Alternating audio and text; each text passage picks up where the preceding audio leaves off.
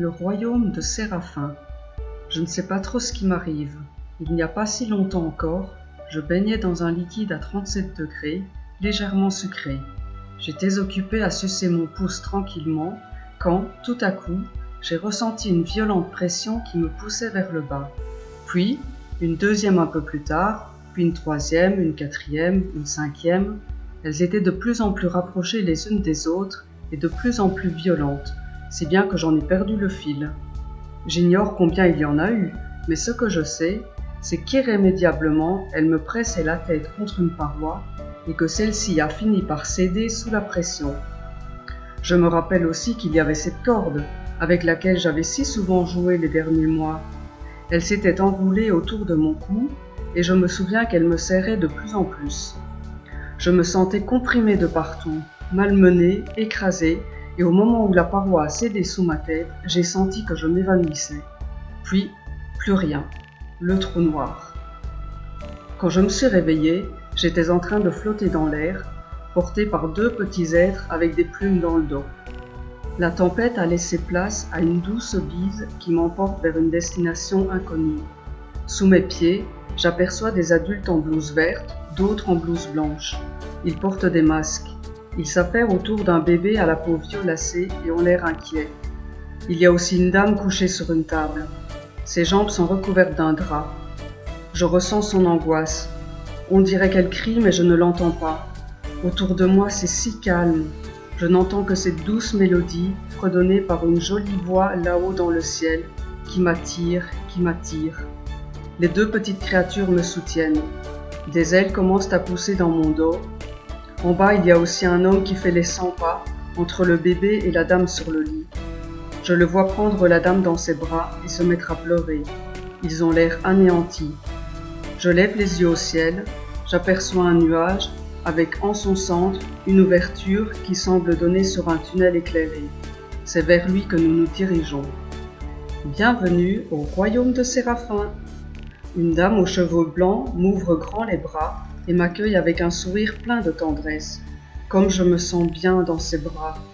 Alors qu'elle me câline, je remarque qu'elle a une magnifique couronne scintillante sur la tête et une longue robe blanche tout en satin. Autour d'elle, d'autres mamies prennent soin d'enfants de tous les âges. Ils ont tous des ailes et ont l'air si heureux ici. Rassuré, je me laisse bercer et m'endors paisiblement. Les émotions des dernières heures m'ont complètement épuisé. Mon estomac crie en famine, je me réveille. Je suis dans une nurserie entourée d'autres bébés.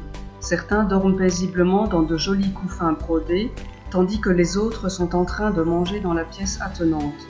Je n'ai même pas besoin de faire savoir que j'ai faim, car une nourrice me prend dans ses bras et me fait goûter le miel qu'elle vient de récolter. Tu seras bien ici. Même si tu étais attendu par une famille sur terre, ta place est ici auprès de nous. Bien sûr, pour le moment, cette famille a beaucoup de peine, mais bientôt, grâce à ton super pouvoir, tu vas pouvoir lui rendre la vie meilleure. Je me demande bien quel super pouvoir je peux avoir. Je n'ai pas vraiment le temps d'y réfléchir, car une autre nourrice vient d'entrer dans la pièce. Elle me sort de ma rêverie. Ici, nous avons tous des super pouvoirs. Tu vois, par exemple, la dame qui t'a accueilli à ton arrivée dans le royaume, Séraphine, son super pouvoir, c'est la tendresse. Comme toutes les mamies qui sont ici, elles sont d'une gentillesse et leurs câlins dissipent toutes les peurs, les inquiétudes, les angoisses. Dès que tu en ressentiras le besoin, tu pourras aller te blottir dans leurs bras. D'après ce que j'ai compris, les mamies et les nourrices ont été recrutées par Séraphin pour prendre soin des tout-petits du royaume. Les enfants, eux, sont arrivés ici parce que leur vie sur Terre n'était plus possible. Ils ont beaucoup souffert là-bas, de maladies, de maltraitance ou suite à un accident. Recueillis par Séraphin, leur rôle est d'assurer l'intendance du royaume dès qu'ils s'en sentent capables. Les tout-petits comme moi, qui arrivent ici sans avoir vécu sur Terre, ont un super pouvoir qui leur permet d'apporter de la joie à leur famille biologique. Il semblerait donc que j'ai un rôle à jouer sur Terre auprès des humains que j'ai aperçus après la tempête. Il paraît qu'on nous appelle des anges. Je décide de mener mon enquête car j'ai bien envie de savoir quels sont les super pouvoirs des anges du royaume de Séraphin. Salut! Un ange qui était en train de jouer avec une baguette magique se retourne et me répond. Salut, t'es nouveau? Je ne t'ai jamais vu. Moi, je m'appelle Titouan. Oui, je viens d'arriver. C'est quoi ton super pouvoir? Eh bien, grâce à cette baguette magique, quand je suis sur Terre, je peux transformer des objets en animaux. Je dois encore m'entraîner, car j'aimerais bien offrir un petit chiot à ma famille biologique pour atténuer leur chagrin à tous, mais pour l'instant, je n'ai réussi qu'à transformer des cailloux en grenouilles. J'éclate de rire. J'imagine bien la scène et la déception de mon nouvel ami. Quel super pouvoir il a, ça doit être cool de pouvoir faire ça. Moi, intervient un ange aux cheveux ébouriffés, je m'appelle Thibaut, et je peux faire pousser des plantes en claquant des doigts. J'aimerais bien faire pousser un magnifique rosier dans le jardin de ma famille biologique, mais pour l'instant, je n'ai réussi qu'à y faire pousser des pissenlits. Je dois encore m'entraîner. Je pouffe de rire, j'imagine bien la scène et sa frustration. C'est chouette aussi comme pouvoir, mais quel peut bien être le mien? Comment je peux savoir quel est mon super pouvoir? Il faut aller faire un tour sur Terre. Vous pourriez m'y emmener? Avec plaisir, répondent en chœur les deux garçons, impatients eux aussi de découvrir mon incroyable talent. Ils me font faire quelques essais de décollage sur la plateforme d'envol afin de tester la résistance de mes ailes. J'effectue quelques virages pour vérifier mes réflexes et nous prenons notre envol direction la Terre. Je me sens aussitôt attiré par un nid d'oiseaux. Je fais signe à mes amis de nous arrêter car je voudrais jeter un œil à l'intérieur. J'aimerais bien voir s'il y a des œufs. J'en aperçois 3 de couleur bleue et je ne peux m'empêcher de les toucher. Qu'est-ce que tu fais? Je ne sais pas, je me suis senti happé comme par un aimant et j'ai ressenti une chaleur les envahir à mon contact. Tu penses que c'est ça mon super pouvoir, de chauffer des œufs? Titouan et Thibaut éclatent de rire. Chauffer des œufs, un super pouvoir, mais ça ne sert strictement à rien. Et leur rire redouble d'intensité. Je me sens vraiment ridicule maintenant. Allez, viens, dit Titouan, ne sois pas fâché. Toi aussi tu t'es moqué de nous tout à l'heure. On va continuer l'exploration. À présent, c'est par un poulailler que je me sens attiré et une nouvelle fois, je ne peux m'empêcher d'effleurer les œufs et à nouveau, je sens leur température augmenter. C'est vraiment très étrange, mais mes deux amis sont bien obligés d'admettre que mon super pouvoir, c'est bien de chauffer des œufs. Vraiment très bizarre.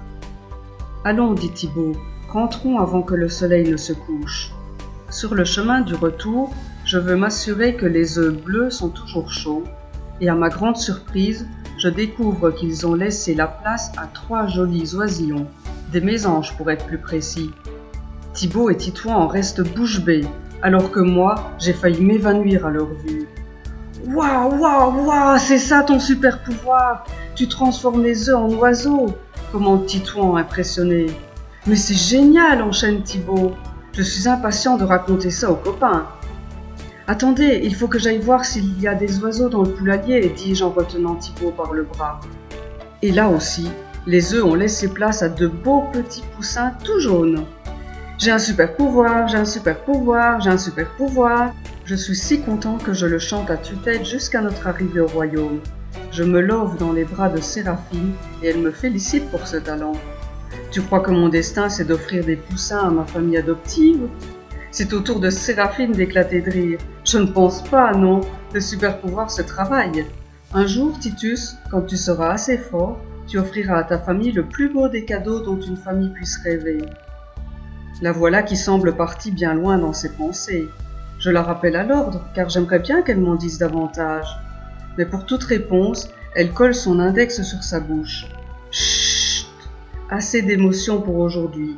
Il est temps de te reposer, mon petit ange. Bercé par sa voix angevine qui fredonne ce refrain si envoûtant, je m'endors paisiblement en rêvant de mon super pouvoir. Les jours passent, je m'entraîne beaucoup et je donne vie à de nombreux gallinacés jusqu'au jour où, en essayant de féconder des œufs de canne, je me retrouve nez à nez avec une brebis qui se désaltère dans la mare. J'ai un peu peur, mais une force invisible me pousse à la toucher. Je ressens alors une violente décharge électrique et je me retrouve propulsé plusieurs mètres en arrière.